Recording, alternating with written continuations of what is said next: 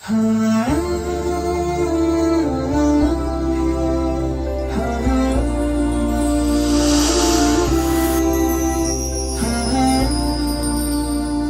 علیکم ورحمۃ اللہ وبرکاتہ۔ نماز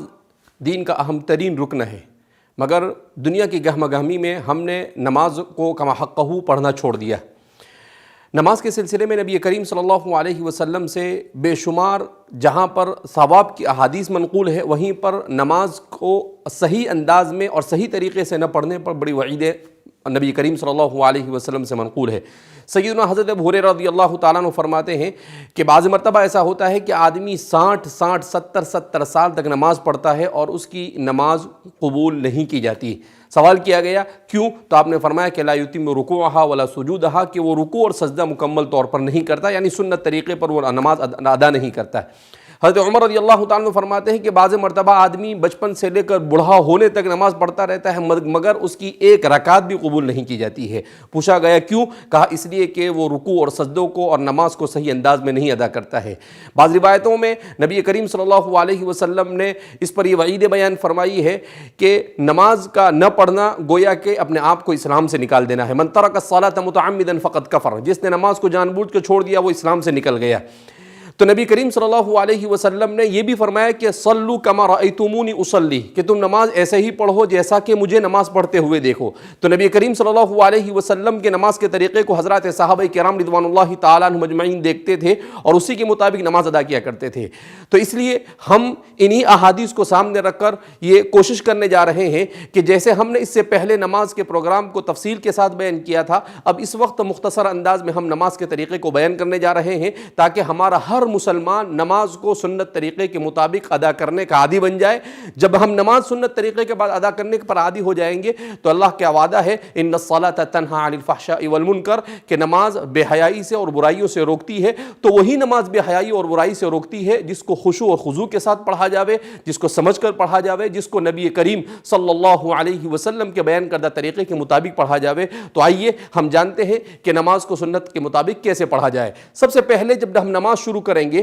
تو ہمیں سب سے پہلے اپنی نماز کی تعیین کرنی ہوگی، یعنی نیت کرنی ہوگی کہ ہم کون سی نماز ادا کر رہے ہیں۔ ہم فرض نماز ادا کر رہے ہیں، سنت نماز ادا کر رہے ہیں، اور پھر اس کے بعد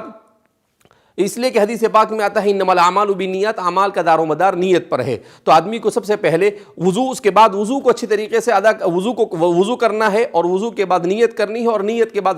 نماز پڑھنی ہے۔ تو نماز کے لیے جب آدمی کھڑا ہو تو سب سے پہلے جب وہ کھڑا ہو تو اس کے پاؤں کی کیفیت کیسی ہو، وہ اپنی طبیعی حالت پر چھوڑ دے۔ نہ اسے بہت پھیلانے کی ضرورت ہے اور نہ اسے بالکل ملانے کی ضرورت ہے، بلکہ اسے طبیعی حالت پر چھوڑ دیا جاوے۔ اس کے بعد جب نماز ہم شروع کریں گے تو سب سے پہلے ہاتھ اٹھا کر ہم نماز کا آغاز کرتے ہیں۔ تو جب ہاتھ اٹھایا جاتا ہے تو عام طور پر ہمارے یہاں بعض حضرات اس طریقے سے ہاتھ اٹھا کر لیتے ہیں، بعض حضرات کان پکڑ کر کرتے ہیں، لیکن اس کا صحیح طریقہ یہ ہے کہ نماز کے لیے ہاتھ اٹھائے جائے۔ کہاں تک ہاتھ اٹھایا جائے؟ کانوں کی لو تک، وہاں پر لگانے کی ضرورت نہیں، اس کے محاذات میں، اور کوشش کی جائے کہ دونوں ہاتھ قبلے کی اس کا رخ قبلے کی طرف ہو۔ اس طرح سے آپ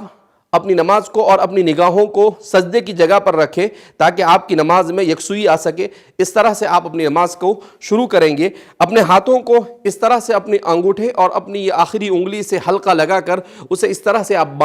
اس کو گویا کہ پکڑ لیں گے پہنچے کے پاس، اور پھر اس کے بعد اسے آپ یہاں پر رکھ دیں گے۔ پھر اس کے بعد جب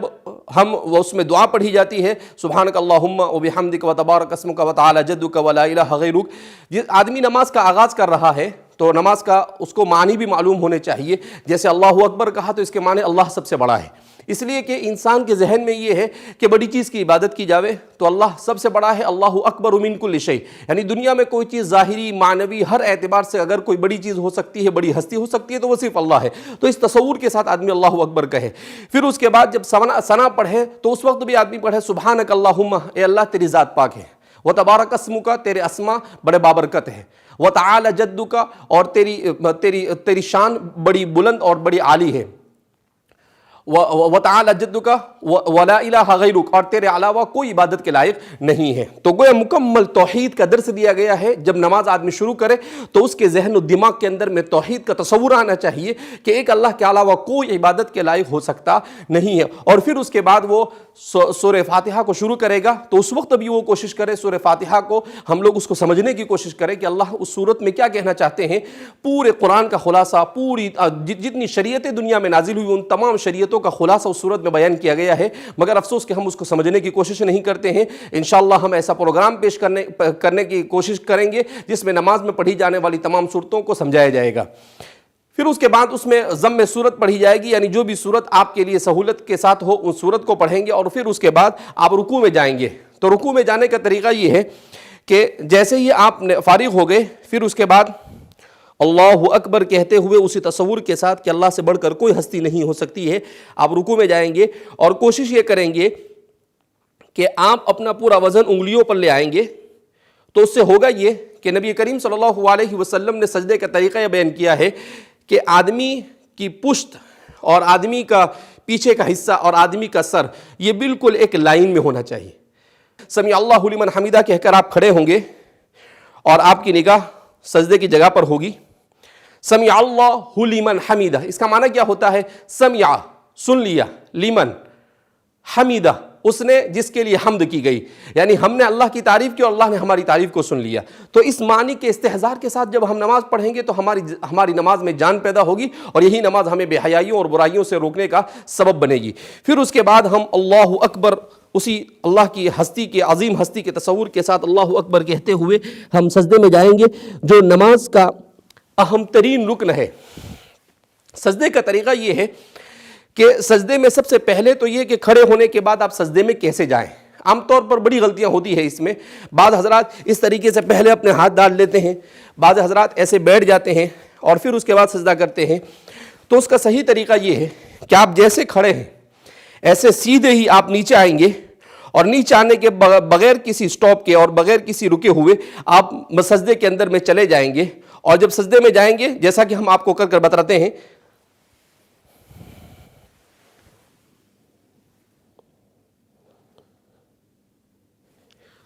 سجدے میں عام طور پر غلطیاں یہ ہوتی ہے کہ بعض حضرات اس طریقے سے اپنے ہاتھوں کو رکھتے ہیں، یہ نبی کریم صلی اللہ علیہ وسلم نے اسے مکروہ کہا ہے، یعنی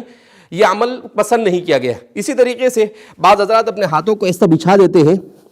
تو اس عمل کو بھی پسند نہیں کیا گیا ہے۔ تو سجدہ کیسے کیا جاوے کہ اپنے دونوں کوہنیاں یہ آپ کے گھٹنوں سے دور ہونی چاہیے، اور آپ کے یہ جو حصہ ہے ہاتھ کا، یہ دونوں ہاتھ کا حصہ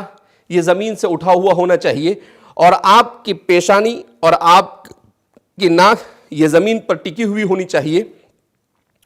اس طرح سے جب آپ سجدہ کریں گے تو یہ سنت کے مطابق سجدہ ہوگا۔ ام المؤمنین عائشہ صدیقہ رضی اللہ تعالیٰ عنہ فرماتی ہے کہ آپ سجدہ کرتے تھے تو اتنی جگہ ہوتی تھی کہ ایک بکری کا چھوٹا سا بچہ وہاں سے گزر سکتا ہے۔ تو اسی انداز میں ہم سجدہ کرنے کی کوشش کریں، تھوڑا سا ہم فاصلہ رکھیں گے اور اپنی پیشانی، اور اس کو اس لیے کہا جاتا ہے، فقہاء نے لکھا ہے کہ اگر ہماری ناک اور پیشانی دونوں میں سے کوئی ایک چیز اگر سجدے میں نہیں رہتی ہے اور ہمارے پاؤں بھی اٹھ جاتے ہیں تو اس صورت میں ہماری نماز فاسد ہو جاتی ہے، نماز صحیح ہو سکتی نہیں ہے۔ اس لیے حدیث میں آتا ہے کہ بندہ جب سجدے میں ہوتا ہے تو گویا کہ اس کا سر اللہ کی گود میں ہوتا ہے۔ سب سے زیادہ بندہ اللہ کے قریب اس وقت ہوتا ہے جب وہ سجدے میں ہوتا ہے۔ اسی لیے اگر آدمی عربی جانتا ہے تو اسے سجدے کے اندر میں دعائیں مانگنی چاہیے۔ بعض حضرات نے لکھا ہے کہ سجدے میں کی جانے والی دعا کو اللہ کبھی بھی رد نہیں کرتا ہے، اس لیے کہ جب بندہ بالکل اللہ کے قریب ہوتا ہے اور اللہ سے مانگتا ہے تو ظاہر سی بات ہے کہ اللہ رب العزت اس کو کیسے اپنے دربار سے خالی ہاتھ چھوڑ سکتے ہیں۔ تو سجدے میں، اور عام طور پر یہ ہے کہ ہم سبحان ربی الاعلیٰ پڑھتے ہیں، اس کا معنی بھی ہمیں سمجھنا چاہیے، پاک ہے وہ ذات جو بڑی بلند ہے۔ اللہ رب العزت کی پاکی کو بیان کیا جا رہا ہے، اور بھی سجدے کی بہت ساری دعائیں نبی کریم صلی اللہ علیہ وسلم سے منقول ہے۔ آپ صلی اللہ علیہ وسلم سے منقول ہے کہ آپ صلی اللہ علیہ وسلم سجدے میں پڑھا کرتے تھے، اللہم اغفر لی ذنبی کلہ دقہ و جلہ کبیرہ و صغیرہ علانیتہ و سرہ، کہ اللہ رب العزت میرے گناہوں کو معاف فرما دے، چاہے چھوٹا ہو چاہے بڑا ہو، چاہے کس طرح کا بھی گناہ ہو، میرے تمام گناہوں کو معاف فرما۔ اب ظاہر سی بات ہے، بندہ جب اللہ کے اتنے قریب ہوگا اور اللہ اگر اس کے گناہوں کو معاف کریں گے تو اس بندے کے لیے اس سے بڑی اور کیا سعادت ہو سکتی ہے۔ اور بھی بہت ساری دعائیں نبی نبی کریم صلی اللہ علیہ وسلم سے منقول ہے، جو انشاءاللہ آپ کو اسی پروگرام کے اندر میں آپ کو دعائیں بتائی جائے گی، اس کو لکھ کر ہم انشاءاللہ پیش کرنے کی کوشش کریں گے اس کے ترجمے کے ساتھ۔ اس کے بعد سجدے کے بعد جب بیٹھا جاتا ہے اس کو جلسہ کہا جاتا ہے، دو سجدوں کے درمیان جو بیٹھتے ہیں اسے جلسہ کہا جاتا ہے۔ جلسے میں جب بیٹھتے ہیں تو یہ وقت بھی اللہ کے بڑے تقرب کا وقت ہوتا ہے، اسی لیے نبی کریم صلی اللہ علیہ وسلم اس وقت میں ایک دعا سکھائی آپ صلی اللہ علیہ وسلم نے، اللہم اغفر لی وارحمنی وعافینی وہدینی وارزقنی وجبرنی۔ اس میں سب کچھ آ گیا، دنیا اور آخرت کی تمام بھلائیاں آ گئی، تو ہمیں اس دعا کا بھی اہتمام کرنے کی کوشش کرنی چاہیے، اس لیے کہ جب بندہ دو سجدوں کے درمیان ہوتا ہے تو اللہ رب العزت اس کو اس وقت بندے کی طرف بہت زیادہ متوجہ ہوتا ہے، اور اللہ رب العزت اس کی ہر دعا کو قبول کرتے ہیں۔ لہذا اس بنا پر اس دعا کو بھی ہمیں سیکھنے کی کوشش کرنی چاہیے۔ اس کے بعد جب سجدے سے کھڑے ہو تو سجدے سے کھڑے ہونے میں بھی ہم بڑی کوتاہیاں کرتے ہیں، ضرورت اس بات کی ہے کہ سجدے سے کھڑے ہونے کے طریقے کو معلوم کر لیں۔ اس طرح سے سجدے سے کھڑے ہو،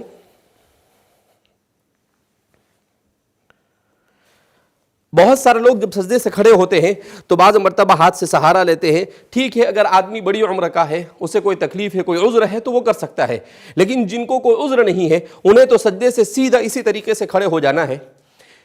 اسی لیے فرماتے ہیں کہ سنت طریقے کے مطابق اگر آدمی نماز پڑھتا ہے تو بے شمار ہڈی کی بیماریوں سے بھی اللہ اس کی حفاظت فرماتے ہیں، بے شمار خون کی بیماریوں سے بھی اللہ اس کی حفاظت فرماتے ہیں۔ آج کی سائنس نے ان تمام چیزوں کو تسلیم کیا ہے، تو دنیا آخرت کا ثواب تو ملنا ہی ہے، دنیا کی بھلائیاں اور سعادتیں بھی ملنی ہی ہیں، اور اسی کے ساتھ ساتھ اللہ رب العزت نماز کی اس برکت سے ہمیں صحت کی بھی بہت ساری نعمتوں سے اللہ رب العزت مالا مال کریں گے اگر ہم نے سنت طریقے کے مطابق نماز پڑھی۔